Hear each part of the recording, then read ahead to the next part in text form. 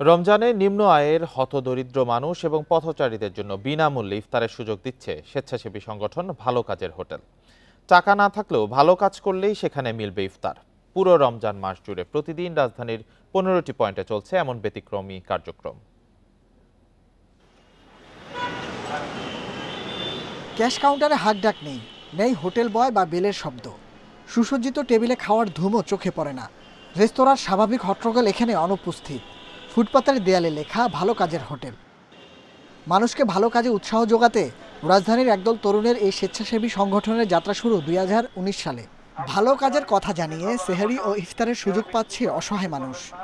তাতে আমরা সবাই এই জায়গায় আসা বসে খাসি, আর ইফতারের সঙ্গে অনেক সময় করে ভাতও দেয়, ভাত খিচুড়ি সবই দেয়। প্রত্যেকদিন ভালো কাজ করার জন্য চেষ্টা করি, সবসময় ভালো কাজ যাতে করতে পারি আমরা।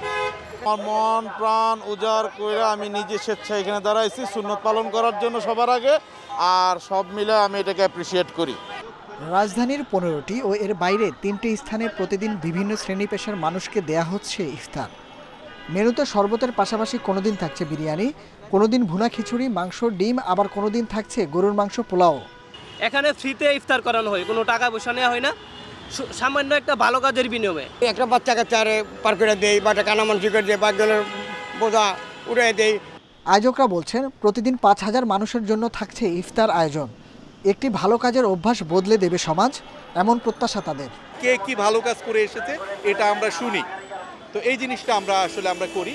আর আমাদের যেমন ইফতার সেহেরি ছাড়াও কিন্তু আমাদের যে রেগুলার কার্যক্রম, আমাদের 3 থেকে 4000 মানুষের জন্য কিন্তু প্রতিদিনই আমাদের এই কার্যক্রম কিন্তু চলমান। ইফতার ছাড়া সেহরি তো দরিদ্রদের মাঝে খাবার বিতরণ করছে সংগঠনটি। Nahid Kamal, independent news, Dhaka.